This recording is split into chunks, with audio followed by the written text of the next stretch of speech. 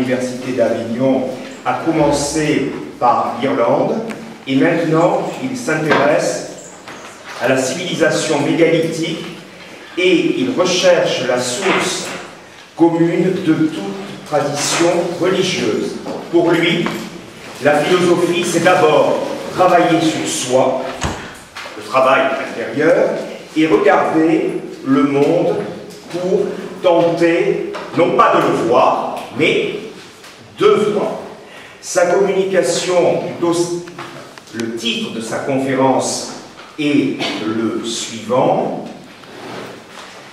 Estéologie et idéotype, regard sur le monde actuel. Je lui laisse. Merci Bernard. Je ne vois pas de différence entre communication et conférence. Enfin, on espère qu'il y ait la communication. Alors, en préambule, je voudrais vous dire qu'il y a quelque chose qui ne m'a jamais quitté depuis l'enfance. C'est, je l'exprimerai peut-être avec des signes de ponctuation, c'est l'exclamation de l'émerveillement devant la beauté au bout présente et le point d'interrogation de l'incompréhension devant le mal qui existe à divers niveaux, partout dans les familles, dans la société qui est une grande famille. Pourquoi, c'est le mot de base, si vous voulez, de l'enfant philosophe, pour qui rien ne va de soi, pour qui rien n'est normal. Qu'est-ce que la norme? La norme, c'est quelque chose qui n'est pas de ce monde, la vraie norme en tout cas. Donc oui, c'est un petit peu ça qui me motive dans mon regard sur le monde actuel. Regard sur le monde actuel, c'est le titre d'un essai de Paul Valéry. En fait, on regarde pour tenter de voir. C'est ça, critiquer. Ce qu'on fait, c'est tenter de voir. Il n'y a aucune connotation de pessimisme ou de négativité dans critiquer le monde, même si c'est sans conséquence dans le monde. Parce que ce qui est devait être, et ce qui doit être sera. Les lois qui régissent la fourmilière humaine sur la planète Terre, les vrais déterminismes, on ne les connaît pas. Et tout change vite, enfin vite, aux dimensions du cosmos auquel nous appartenons. Il faut savoir que 25 000 ans, c'est ce qu'on appelle dans la tradition un jour cosmique. Donc vous voyez, c'est une vitesse très relative pour nous. La vérité, avec un grand V, c'est un point aveugle où tout converge et à quoi on n'a jamais accès. On tourne autour. Un peu comme dans ces spirales gravées dans la pierre des mégalithes en Irlande et ailleurs, on voyage du centre inaccessible jusqu'au point le plus excentré, et puis on revient vers le centre, et ainsi de suite. C'est un petit peu ça la quête de la vérité. Ainsi peut se définir peut-être toute recherche, mais aussi toute création artistique, et aussi peut-être toute vie, sans aucune prétention à aucune création artistique. Donc, je finirai avec ceci, pour ce préambule. Si vous avez l'impression parfois que je suis hors sujet, ben, il n'est pas impossible que ce soit une illusion d'optique. Alors,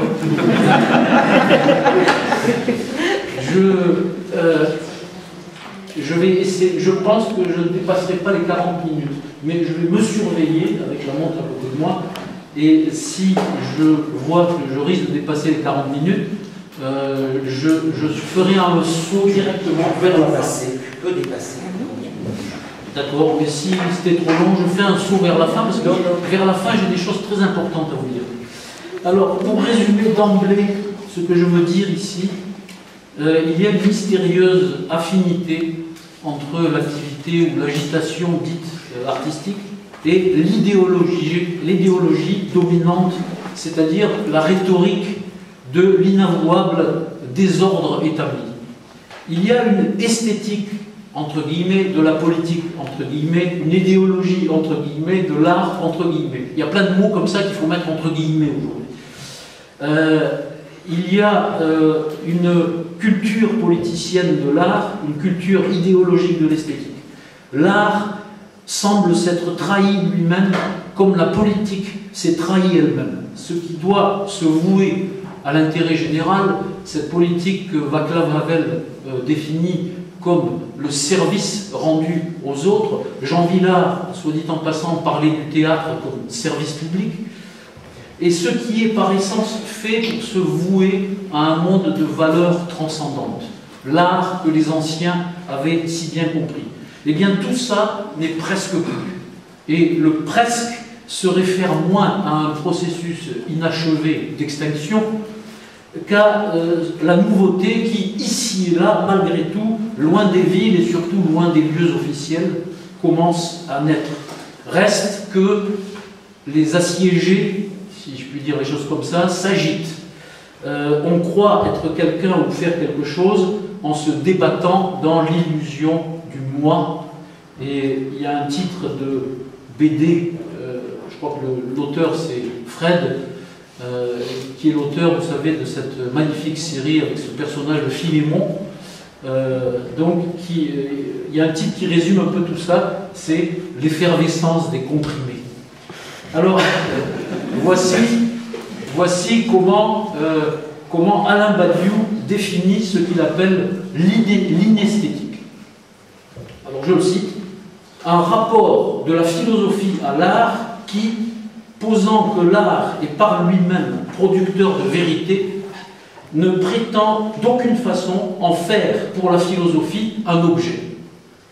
Contre la spéculation esthétique, l'inesthétique décrit les effets strictement intra-philosophiques produits par l'existence indépendante de quelques œuvres d'art. Alors, il faut bien peser ce que sous-entend Badiou, l'existence indépendante de quelques œuvres d'art. Donc, éviter de se perdre dans des cérébrations sans fin autour de procédés de séduction, ce qu'il appelle la spéculation esthétique, et surtout être très sélectif, grand besoin de critères et de valeurs sûres pour qui veut voir précisément, ou retour aux sources. Et voici comment son ex-disciple Mehdi Belhadj-Kassem définit l'inesthétique, la possibilité que la philosophie se fonde comme système sous la condition moderne de l'art comme anti-esthétique. Alors moi, ce que je vois dans cette définition, la condition moderne de l'art comme anti-esthétique, d'ailleurs il le souligne lui-même dans son texte en italique, l'art n'est pas plus indépendant de l'époque que n'importe quoi ou n'importe qui d'autre. Et l'artiste, peut-être aujourd'hui plus que jamais, n'est pas moins que les autres fabriqué, dominé, formaté par les déterminations de forces externes. L'art moderne est, précise Belhadj-Kassem, l'impossible assomption du beau. C'est ce que j'appelle, pour rigoler un peu, le l'art moderne, dont j'eus un parfait modèle il y a quelques années à la FIAC de Paris, Foire internationale d'art contemporain, où je n'ai vu que des décorations. Mais, bon, c'était une foire. Donc, l'esthétique proprement dite, c'est un département de la philosophie qui définit les critères de l'art et se trouve donc en mesure de l'évaluer. Ce n'est pas dans ce sens qu'on prend le mot esthétique dans la plupart des cas. D'ailleurs, la critique même prétendue esthétique, c'est-à-dire celle qui traite du passage de l'imaginaire aux œuvres, n'est souvent qu'un domaine d'auto-entreprise et d'auto-affirmation, comme bien d'autres qui n'ont rien à voir avec l'art, et elle est moins souvent au service des œuvres qu'au service d'un système, c'est-à-dire tout compte fait de la personne du critique. Belhadj-Kassem propose comme métaphore de l'art moderne et de l'esthétique de notre temps, comprise comme bricolage impressionniste plus ou moins impressionnant, il appelle ça la cuisine calculée, il propose donc le harem ou le bordel, et qu'il oppose à la pyramide de Hegel dans son esthétique de 1835, cette figure, je cite, de l'art symbolique qui cache un objet mystique, un être invisible. Il est anachronique de se poser la question du beau ou de la beauté, voire même de la valeur. On peut rattacher cette problématique à la déconstruction dont je ne retiens que ceci. Le moindre mot, le moindre concept a besoin aujourd'hui d'être redéfini, tant nous vivons dans la perte ou la dégradation des critères de valeur. C'est la raison pour laquelle, d'ailleurs, j'écris pas mal de mots entre guillemets, maintenant. Et je l'ai fait instinctivement, je n'ai compris qu'après pourquoi je le faisais. L'Irlandais Synge disait en substance « Il faudrait que la vie soit belle pour que le théâtre soit beau ». Et Jean Vilar disait « Commençons par faire une société, après quoi nous pourrons faire un théâtre ». Ce sont là deux points de vue qui sont très proches, qui illustrent ou éclairent, au moins partiellement, ce que Philippe Lacoue-Labarthe entend par esthétique, avec deux fois TH, c'est-à-dire le mariage de esthétique et éthique. Ce n'est pas un hasard si la philosophie se penche avec gravité, mais aussi avec humour. Je veux dire que le sérieux de l'esprit se passe très bien de l'esprit de sérieux, sur l'art qui est le premier signe de l'état d'une société, je n'ose dire civilisation. Le rapport de l'idéologie politique à l'esthétique, au sens non philosophique et non critique, c'est-à-dire, je pense que c'est comme cela qu'on entend esthétique aujourd'hui, surtout le calcul des effets à produire, le conditionnement de la réception ou de la perception. Eh bien, ce rapport de l'idéologie à l'esthétique, c'est un rapport de soumission de celle-ci à celle-là, ou de domination, d'influence, de formation, de déformation, voire de torsion et de distorsion de celle-ci par celle-là. En cette ère dite post-moderne, ou post-postmoderne, je ne sais pas. Le post-moderne n'étant à mes yeux qu'une pause, ou une pause plutôt, avec un O, pas avec un U, un peu lourde, un peu tordue, je dirais, du moderne. Je définirais ça comme une stase agitée. Cette ère post-politique et post-idéologique, ce qu'on entend communément par esthétique, qui reste souvent très vague et repose sur un impensé, voire un inconscient, ne peut que refléter tout ce qui s'agite et se débat et se trémousse pour s'efforcer mordicus de passer pour une idéologie politique de bon aloi, sans la moindre base solide, mais néanmoins avec le plus grand pouvoir possible d'influence et de séduction. Ce que Belhadj Kassem exprime en disant que l'art est la mimésis de la politique effectivement existante. Et que Michel Suriat résume sous un autre angle, mais tout ça se rejoint, dans le dernier volume de sa petite suite philosophique et musicale qui s'intitule « De la domination ». Il n'y a rien comme l'idéologie dont il n'ait été une bonne fois pour toutes guéri par la valeur suréminente de l'argent. Or, s'il n'y a plus d'idéologie dans ce sens-là, à moins de prendre la pulsion appropriatrice et expropriatrice, ou la cupidité, pour une idéologie, je veux dire ce qui est loin d'être invraisemblable, puisque l'idéologie d'aujourd'hui, la dominante, celle qui règle les mécanicités générales, ne semble plus être autre chose, j'y reviendrai, qu'une rationalisation de la pulsion, impulsion ou compulsion, de l'animal humain ou de la machine humaine programmée par cette pulsion rationalisée, rationalisante. Donc, disais-je, s'il n'y a plus d'idéologie au sens propre, au sens non sale, il n'y a plus, ou presque plus, d'esthétique non plus, dans le sens d'une relation de vérité telle que la création compte beaucoup plus que sa réception, ou que dans l'instant même de créer ne compte que l'incandescence de l'être et de sa trace dans le créé. La politique, le politique, les politiques se contorsionnent très civilement pour tenter de passer pour un ordre de valeurs directrices. L'esthétique, c'est-à-dire le bricolage en vue d'un conditionnement de la réception ou de la perception, c'est proche de l'illusionnisme, espèce de son et lumière qui couvre toujours comme une tentation ou une menace, artifices et fumées sans feu qui veulent nous subjuguer. Bref, tout ça voudrait aussi passer pour quelque chose de solidement fondé, une manière d'idéologie du spectacle, ce que j'appelle estélogie, qui a sa contrepartie dans la politique, dans ce que j'appelle l'idéotique. Avec tous ces noms antiques qui donnent envie de se gratter, ça donne des démangeaisons. Donc, c'est-à-dire une autre cuisine, un autre art, du spectacle un autre conditionnement de la réception ou de la perception, une autre manipulation. Dans les deux cas, je vois un système de pouvoir ou de recherche d'un pouvoir, ou des manœuvres de séduction. Il y a ainsi de faux héros et dans l'art et dans la politique. Tout peut se réduire à ceci: le personnel, l'ego, la personnalité, le talent, etc., etc. Formes ou coquilles vides, autopromotion mondaine, qui est culture de l'art et de la politique. Illusionnisme compensatoire. Tout cela semble une métastase de l'individualisme et de l'économisme ou financiarisme en leur version anarchique que nous connaissons aujourd'hui.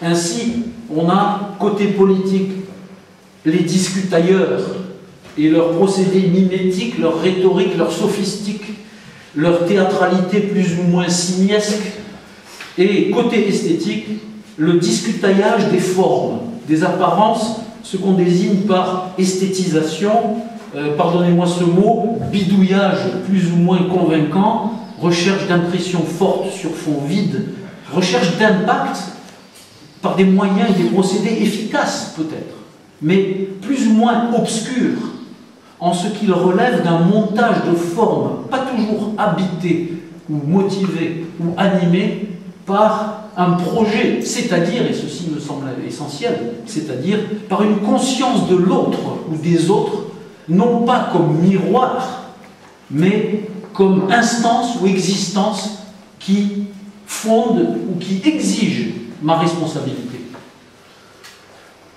Si on prend Hollywood comme un cas extrême du grandiloquent à base de diverses techniques et technologies, d'effets spéciaux et de musique bruyante, et où le public est objet théorique abstrait, quantité négligeable et néanmoins lucrative, et si on prend le Festival de Cannes comme cas extrême de la mondanité égoïque ou de l'ego mondanisé, on a là deux grossissements, caricatures ou hypertrophies d'une tendance qui existe de diverses manières et à divers degrés dans toutes les formes d'expression dites artistiques.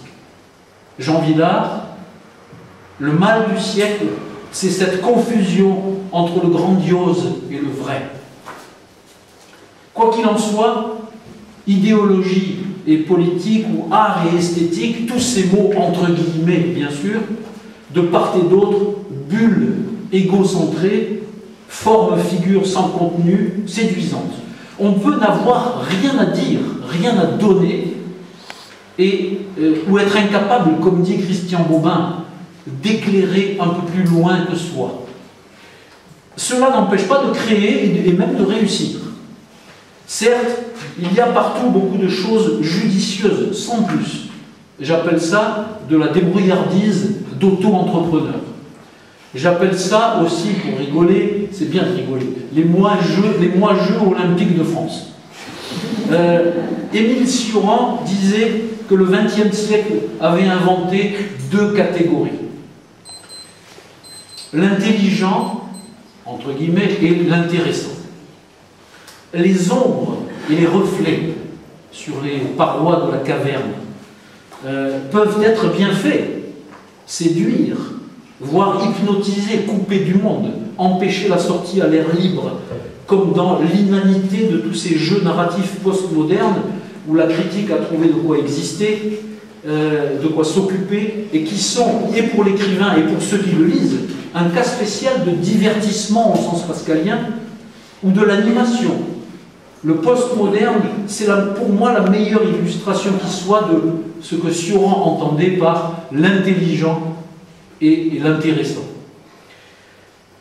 Il y a la correction politique et il y a la correction narcissique. Mais comme tout cela a été solennisé par la critique, on peut tomber sous le charme discret, précisément de l'intelligent et de l'intéressant. Il y a toute une branche de ce qu'on appelle théorie qui procède de cela. Quand Patrice Pavis posait cette question, l'esthétique de la réception de l'œuvre d'art est-elle en train d'accomplir sa révolution copernicienne de la théorie en se plaçant d'emblée sur le terrain de l'effet produit sur le spectateur. Savait-il qu'il définissait là le trait dominant de notre temps? Ce qui unit ces deux faces de la même fausse pièce, c'est l'égocentrage ou un égo collectif, ce qu'on a pu appeler, je ne sais plus qui, l'égolatrie. Et ce grand vide nourrit et fertilise tout discours politique ainsi que ce que j'appelle les arts de la domination, que Thomas Bernhardt désignait déjà par les artistes d'État. J'appelle ça la culture de l'art. Le jeune Beckett, en 1936, la date n'est pas insignifiante, désignait cela par le mot allemand Kultur avec un K majuscule. C'est une des plus belles réussites de notre temps que d'avoir persuadé qu'on se libère en devenant esclave de son ego. C'est ainsi qu'est efficacement occulté le réel de l'instrumentalisation. Ce qui unit ces deux aspects de la même fausse pièce, c'est aussi l'esprit de la publicité. On a l'impression que l'esprit de la publicité a contaminé le domaine de la politique, ça c'est évident, mais aussi celui de l'art, paradoxalement. C'est-à-dire là, le politique s'autopromotionne comme idéologie du service, et l'artiste s'autopromotionne dans le même esprit, alors qu'il est, dans le meilleur des cas à son insu, au service du pouvoir et de la domination, c'est-à-dire de son ego, parce que c'est par là qu'il se fait attraper, corrompre et détourner. Il y a bien des rideaux de fumée sur le réel. La culture de l'art, ce nouvel opium, est un de ces rideaux. Car il y a création d'une mentalité collective, fabrication des perceptions et des pensées. C'est ça, la véritable intelligence artificielle. Le système est intégré, greffé en profondeur par une multitude de relais. Famille, école, université, travail, médias, cinéma, télévision, technologie, etc. Il y a une subjectivité d'époque, un sujet d'époque. Et c'est bien ça, la domination dont parle Michel Surya et qui s'appuie aussi sur l'art et sur les artistes. J'allais dire surtout dans l'art, parce que c'est là qu'on s'y attend le moins. C'est-à-dire que s'il y a un sujet d'époque, en termes stricts, il n'y a pas de sujet. Car est sujet qui se détermine de l'intérieur, par le travail intérieur. Tout peut se ramener peut-être au problème de l'illusion du sujet. L'idéologie des civilisations anciennes, des sociétés traditionnelles, telles qu'elles se reflètent dans le mythe, était un recueil de principes et de valeurs. On retrouve cela à l'aube des religions, avant leur politisation et leur militarisation. Et surtout, dans leurs aspects initiatiques, voire ésotériques. Voir par exemple comment Michel Foucault, dans Le gouvernement de soi et des autres, montre la continuité qu'il y a des cyniques grecs au christianisme primitif. Or, tout ce qui s'est conçu dans les civilisations anciennes et se reflète dans le mythe me semble l'avoir été pour combattre, maîtriser, voire dissoudre un fond archaïque obscur de détermination de l'humain, un fond animal pulsionnel, et le couple fusionnel que constituent l'émotionnel et le mental. Or, dans ce fond de détermination immémoriale, prend source ou racine une force d'idéation primaire ou primitive résultante du couple émotionnel-mental, c'est-à-dire de l'émotion brute et du mental chaotique mais constructeur de justification. Si l'idéologie du mythe, dont la fonction est législatrice et initiatrice, nous parle de la domination de l'esprit, la maîtrise des pulsions et, du dépassement des limites émotionnelles et mentales, ce qui est idéologie aujourd'hui, évidemment, n'a plus rien à voir avec tout ça. Michel Surya dit en substance l'homme moderne et le reste, le déchet, le rebut de l'homme ancien. Notre idéologie est d'abord un ordre et un mouvement de négation et de destruction de l'ordre principiel, doctrinal des civilisations anciennes, des cultures traditionnelles et de leur héritage.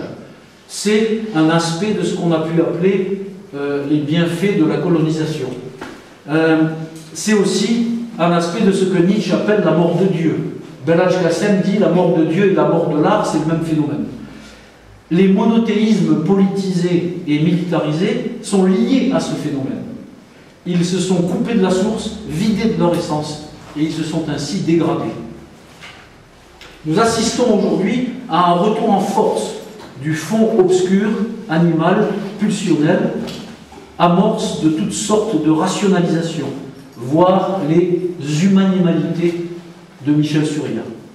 C'est l'apogée de la civilisation, un point culminant vers le bas. La crise, ce qu'on appelle la crise, violence savamment organisée, fiction montée de toutes pièces, c'est inséparable de la fiction de l'individu dans une société elle-même fictive et qui ne fait que nier ce que serait véritablement un individu, mais tout en donnant l'illusion d'en favoriser l'avènement.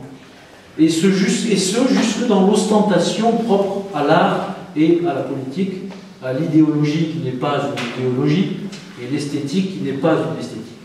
Serge Alimi, dans Les Nouveaux Chiens de garde, signale que certains idéologues de ce qu'on appelle économie de marché comparent cette économie complètement tordue à la gravitation universelle.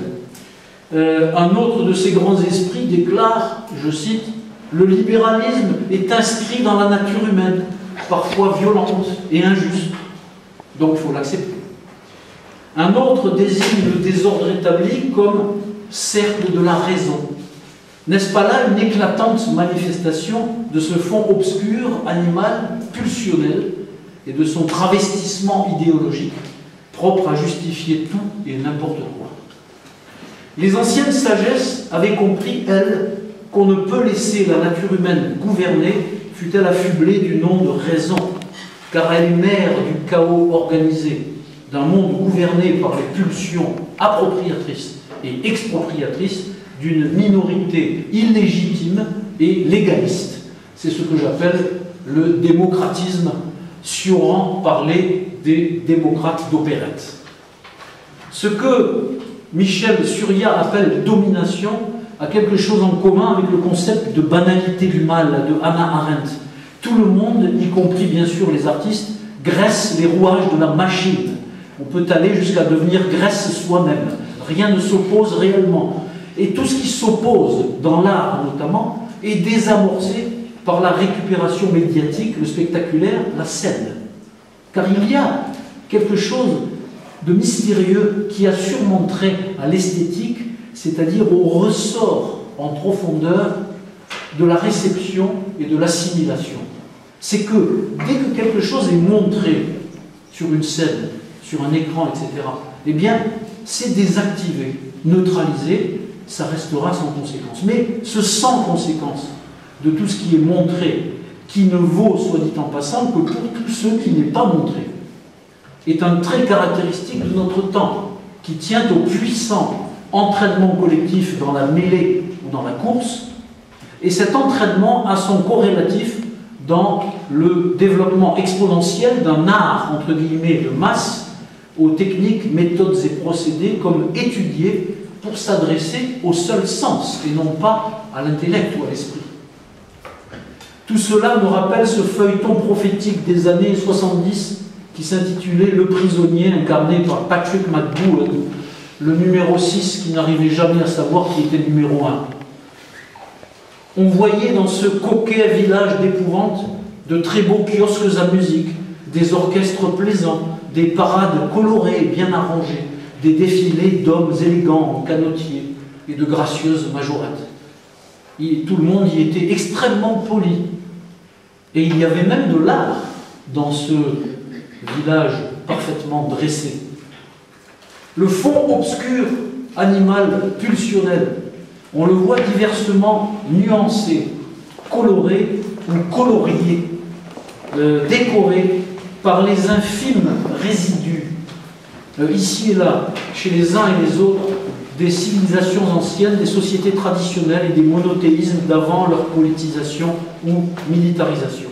Ces infimes résidus de sagesse aujourd'hui marginale, mais d'un exotisme qui peut être rentable, trouvent bien sur place expression et expansion dans ce qu'on appelle art. Effectivement, ça donne du relief, des impressions de profondeur, ça brille. se généralise néanmoins un système de division, de dressage plus ou moins doux et de mise en conformité. Et entre activement et effectivement dans cette logique le divertissement, l'objet de consommation qui est devenu l'art. Un sage gnostique dit qu'au mot éducation, qui parle déjà de soumission, il faut préférer le mot inducation, c'est-à-dire le travail intérieur. Il y a des puces, au sens électronique ou informatique, il y a des puces idéologiques greffées de 1000 manières sur chaque humain, et qui se traduisent, se manifestent et se transmettent dans et par la pensée, les paroles, les actes, etc. Et bien sûr dans et par ce qu'on appelle art ou esthétique ou culture. Par exemple, toute une rumeur presque imperceptible, mais qui marche et fait marcher, sur la liberté de pensée, d'expression, de création. Quelque chose qui est de l'ordre du subtil et qu'on retrouve dans l'hymne de parade, de pavane, de la grande reine technologique. Ce sont ces puces dont le travail intérieur peut nous aider à nous débarrasser, ou le mythe bien compris, ou les religions, versions initiatiques, ésotériques. Autrement dit, et en bref, c'est le règne du grand même et l'hystérie de la différenciation. Et il y a pas mal d'images qui marchent. Psittacisme, marionnettisme, ventriloquisme, etc. L'esthétique, c'est la philosophie qui réfléchit sur l'art, et non l'art qui réfléchit sur lui-même, aspect, et non le moindre, de cette espèce d'onanisme spécifique du fameux et fumeux postmoderne. Autrement dit, il y a des lois, des règles qui invalident et congédient toute subjectivité, ou qui la limitent, en tout cas. Les goûts et les couleurs ne se discutent pas, surtout parce qu'ils n'ont pas le moindre intérêt. Il y a le réel transcendant du capitalisme et sa fiction démocratiste et son nouveau dieu déjà mort, l'individu. Or, selon un ordre rigoureux de vraies valeurs, par exemple, celle qui commandait l'initiation chez les anciens Égyptiens ou dans les sociétés chamaniques, que vaut celui qu'on surnomme individu? La même question peut se poser dans une perspective tout autre par rapport aux gouvernances qui ont d'autres chiens à caresser. Le beau, la beauté obéit à des lois, un ordre tout impersonnel. Pensez à cette constante dans la philosophie de l'art depuis les Grecs, et peut-être même depuis plus longtemps que ça. Le beau, c'est l'intelligible dans la matière, une manifestation du divin ou du vrai, ou de l'âme du monde, ou de l'unité spirituelle. L'artiste n'est que canal médium, il n'y a aucune raison de l'admirer ou de glorifier. Chez Démocrite, c'est un ordre sensible de l'harmonie des parties avec le tout d'un ensemble.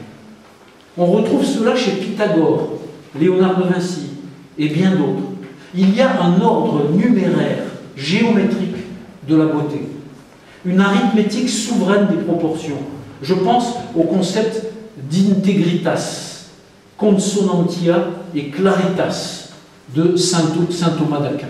Je pense que vous comprenez ces mots, intégrité, consonance, clarté. Bon, on n'a pas le temps de s'étendre sur ces concepts de saint Thomas d'Aquin, mais on peut y revenir peut-être après. Je pense aussi au poème de Victor Hugo qui s'intitule Les Mages. Je pense aussi à William Blake et à William Morris. Saint Thomas d'Aquin est d'ailleurs repris par Bernard Bosanquet et par James Joyce. Ces principes se manifesteraient dans une création dépersonnalisée et ne seraient perceptibles que par l'œil d'un initié, c'est-à-dire tout simplement, d'une personne qui s'est délestée de l'illusion du moi. C'est ça un initié. Tout cela se retrouve dans l'architecture sacrée des anciens Égyptiens, dont les principes furent appliqués dans les architectures romanes et gothiques. Il y a des proportions qui ont des effets énergétiques mesurables. Il y a des formes bien proportionnées qui rayonnent invisiblement, mais c'est mesurable avec certaines techniques. C'est ce qu'on appelle les ondes de forme. Il y a donc une science du beau, de la beauté et de l'esthétique bien comprise qui n'a rien à voir avec tous nos trafics. Donc fantaisie rationalisée, exhibition subventionnée, défi mégalomaniaque, hystérie de la performance, ni avec ce qui se prend pour des jeux d'enfants. Je dis bien qui se prend pour des jeux d'enfants. Certes, tout cela peut être intelligent ou intéressant, justement. Il y a des artistes en Irlande qui puisent dans la mythologie des Celtes d'Irlande pour dire notre monde. Voilà un exemple d'une esthétique, avec 2 fois TH, qui, dans les termes de Christian Bobin, veut et peut éclairer plus loin que soi. Georges Bataille a écrit que la littérature, et on pourrait dire la même chose de l'art en général, aura dorénavant le rôle et le caractère délirant des religions antérieures au christianisme. Elle sera ce qui transfigure et ronge, ce qui divinise et moque. Et il ajoute que tout ce qui ne transfigure et ne ronge pas, qui ne divinise et ne moque pas, sera sottise, aboiement de chien dans l'Église. L'esthétique moderne ou postmoderne n'est que le reflet de l'idéologie sans idéologie qui passe quand même pour une idéologie. Tous les délires, toutes les dérives sont possibles. On est en démocratie. C'est très bien de jouer. Tout est jeu. La vie même peut être vécue comme un jeu. C'est même mieux de la vivre comme ça. Mais si seulement ça jouait toujours comme les enfants. La communication elle-même est en question. Le régime de la séparation, même et surtout dans et par l'art, n'a jamais été aussi puissant. Giacomo Leopardi, dans son journal, écrit « Avant, nous étions tous différents et tous ensemble. Aujourd'hui, nous sommes tous identiques et séparés. »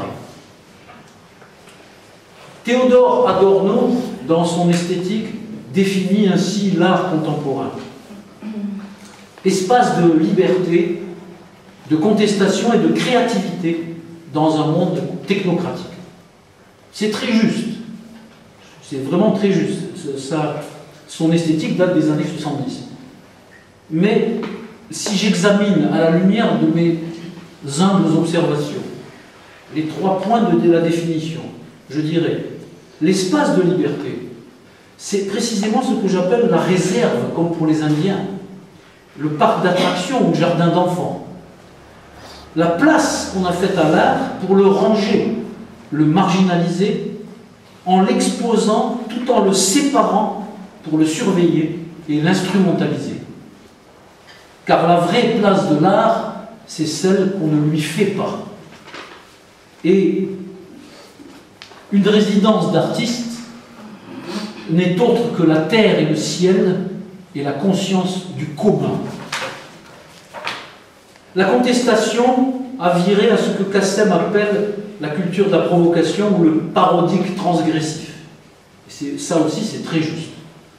L'exemple parfait serait la chaîne de télé Canal+, qui illustre bien cette permissivité non dénuée, mensongère bien sûr, et non dénuée de vulgarité, et qui plaide pour ce que j'appelle le démocratisme. Quant à la créativité, eh bien ça se défoule, ça fait sa petite catharsis, sa petite aventure, on a quelque chose à prouver ou à se prouver. Et le geste personnel de se montrer, de se plaire et de séduire compte beaucoup plus que la question de la valeur. Il y a une idéologie et une esthétique du dépassement de ces limites qui souvent ne font que confirmer les limites. Le nouvel ordre mondial a bien à raisonner ce que Michel Surya appelle dans un petit livre intitulé « Portrait de l'intermittent du spectacle en supplétif de la domination », les travailleurs intermittents de l'industrie du spectacle et du divertissement de masse. C'est que tout ce qui est de masse est au service d'un projet qui n'a rien à voir avec le projet artistique. C'est un autre aspect de la mort de l'art. J'ajoute quand même, parce que ne croyez pas que je sois pessimiste, que toute mort est suivie d'une naissance ou d'une renaissance. C'est valable pour un être humain. Dans la mystique, on dit qu'il faut mourir une première fois pour connaître la deuxième naissance. Je pense à Dante, qui était présent parmi nous hier. Voilà, c'est un bel exemple de ce cheminement mystique. Donc la mort de l'art tout compte fait, peut-être que c'est bien, parce que nous allons vers quelque chose de nouveau.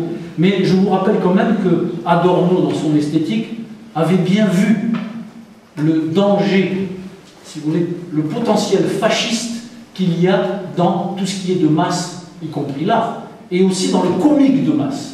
Il avait bien vu, Adorno, ce potentiel fasciste du comique de masse. L'esthétique sans esthétique, qui est quand même une esthétique, qui veut passer pour, est donc un ensemble de procédés et de techniques de détermination de la réception ou de conditionnement de la perception, et où l'on voit se mêler aux diverses formes d'art en dilution ou en délayage, un peu comme des colorants et autres additifs chimiques de l'alimentation industrielle, divers emprunts, diverses influences culturelles, philosophiques, littéraires, poétiques, mais à fonction tout simplement ornementale. C'est tout le problème d'un art auquel on a fait sa place, ça entre guillemets. Il doit faire ses preuves, faire sa révérence à la culture officielle, c'est-à-dire à tout ce que la société a casé ou congelé dans son histoire, ses anthologies et autres panthéons, y compris le subversif. C'est précisément ça, le désengagement ou la dépolitisation. On trouve des idéaux et des idées en tubes et en boîtes de conserve, ça fait partie des décors et des accessoires, et on en trouve aussi dans des soirées qui font un peu éloge funèbre. La recherche mécanique systématique d'effets nourrit une fin de sensation qui appelle la recherche d'effets. C'est une possibilité de la position critique, soit dit en passant.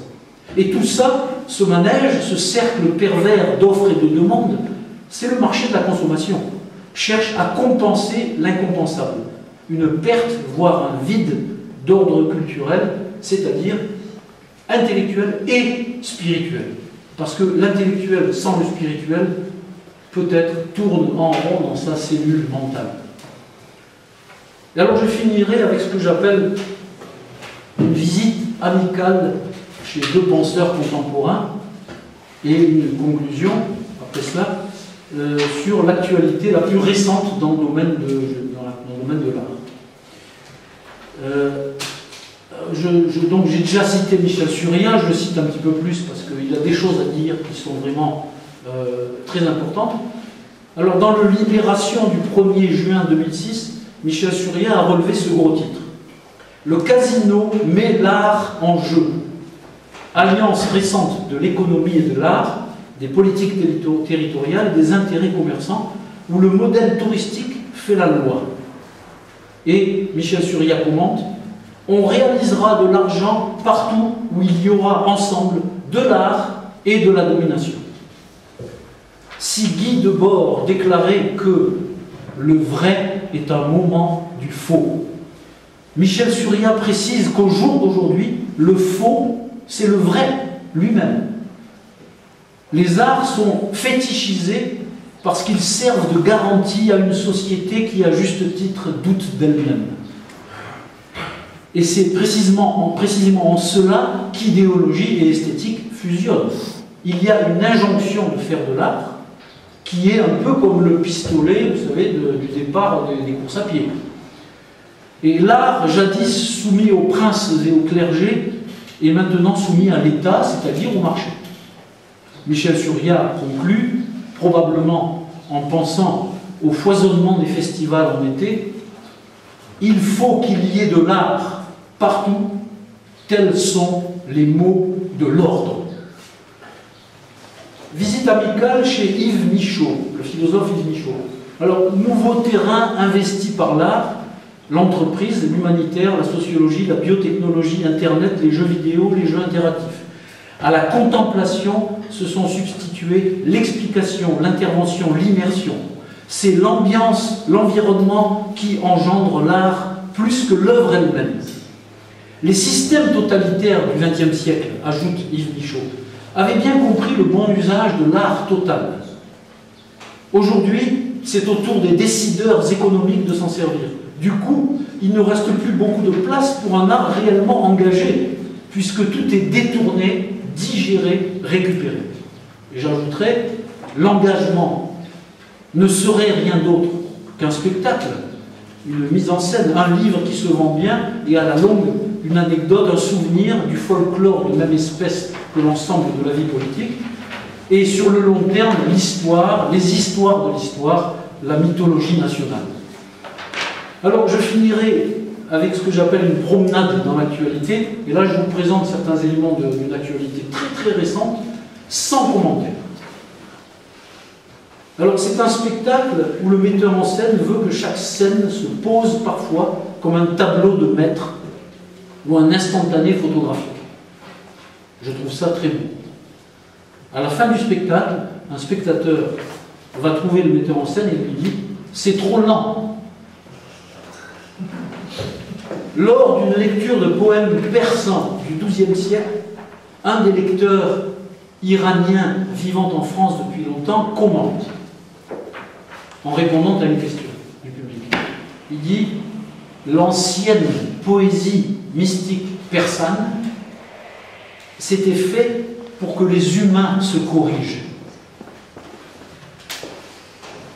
À Nîmes, en 2011, j'assiste à une journée organisée par le Conseil général du Gard où viennent se produire des artistes qui ont déposé un dossier et ont été sélectionnés.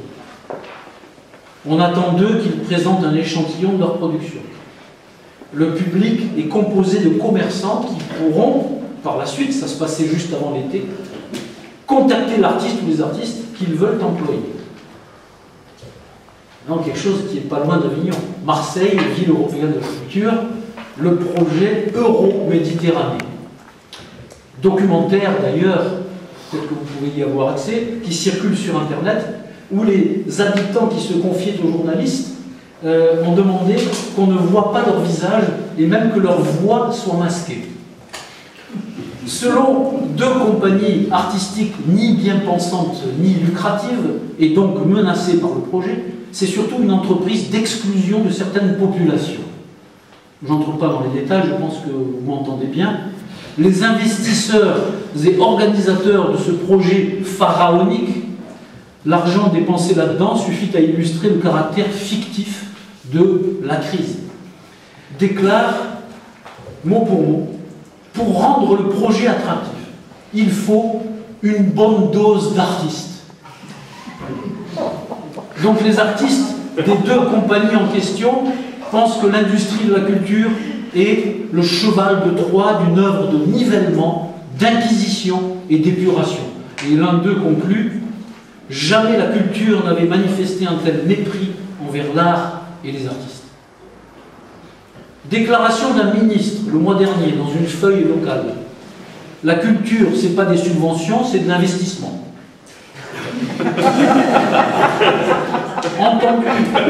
Entendu à la radio le 15 mai 2013. C'est récent, hein. 250 écrivains et artistes qui donnent à sentir et à voir. Il y a quelques années, eut lieu un festival de cinéma où on annonçait 300 participants, etc. Et cette manchette est d'une feuille locale encore. Fête monstre du vin et du livre. Et encore récemment, il y a une semaine ou 10 jours, grande fête du jazz et du vin. C'était dans la presse, hein, locale. Alors, c'est toujours la même histoire. C'est ce que j'appelle le gigantisme du nain. Enfin, si vous voulez voir la caverne de Platon, version remasterisée, colorisée, version épanouie, allez aux carrières de lumière des Hauts-de-Provence. Vous verrez qu'un fort anthème des nouvelles technologies de l'audiovisuel peut faire beaucoup mieux et aller beaucoup plus loin que l'imagination de Platon. Alors, je conclus, j'espère que je n'ai pas été trop long. Alors, j'avais écrit en 2000 dans un texte « L'art syphilisé », avec S et F, et Z. Et j'avais appelé ça les arts de la séparation, que j'avais défini par deux termes, euphorisation et pacification. Bien, aujourd'hui, je confirme. Ma redéfinition de l'idéologie, quelque chose qui n'engage que moi, nettoyage et purification intérieure, évacuation des implants et greffes de l'histoire d'une société, d'une famille et de tout un environnement entraîné tant bien que mal dans la ruée vers l'or d'une poignée de fous. Vaste programme. Ou l'idéologie selon Kenneth White. Je suis, donc je ne pense pas. Vaste programme également. Ma redéfinition de l'esthétique, elle est très simple. Voix, avec les deux orthographes, de la nature, terre et ciel, et au-delà, l'homme élémentaire.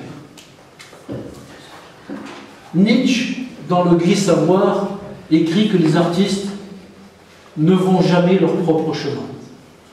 J'ajoute, sauf peut-être loin des villes, loin des mondanités ordinaires, près des énergies naturelles. Je dis peut-être, parce qu'il y a toujours, vous savez, l'exception qui confirme la règle. Dans les petits cercles familiaux et amicaux, parfois, comme je le vois en Ardèche ou en Célèbre. Mais ces gens-là, qui sont des artistes à mes yeux, ne se pensent même pas comme artistes. Jamais il ne viendrait à leur idée de se dire « je suis artiste ».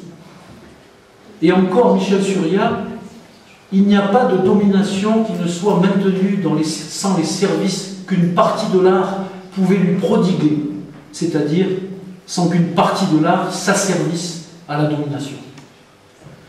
Mais, je finirai avec ça, et vous allez voir que c'est un énorme point d'interrogation. Donc en fait, retour au point d'interrogation de mon enfance. Il y a le musée de l'art brut à Lausanne. On peut y voir l'art avec un A majuscule et sans guillemets.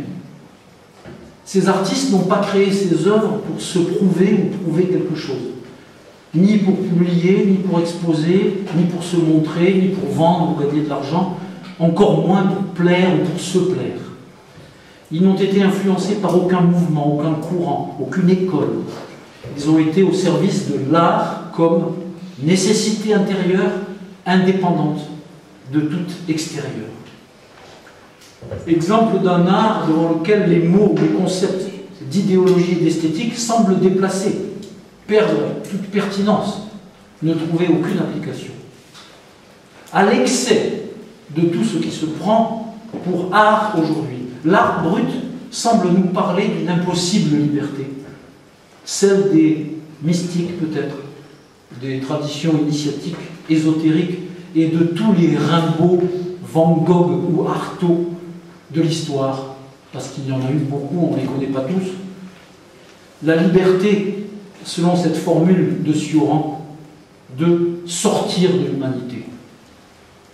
Mais, j'ajoute, pour y revenir, c'est-à-dire le paradoxe, je pense que vous en conviendrez, c'est que l'art qui est dit art brut, c'est-à-dire non raffiné, non civilisé, est encadré, exposé dans un musée. Le symbole est massif quand même. La question qui se pose à moi, c'est, je la formule en deux questions en fait. L'art brut, impossible liberté, point d'interrogation, ou peut-être retour à ce que disait, et c'est peut-être une réponse à ce que disait le philosophe grec Kostas Axelos, et c'est aussi une question que je pose, bien que sa phrase soit une affirmation. Aujourd'hui, il n'y a que par le retour aux sources qu'on a des chances de devenir novateur. Merci de votre attention.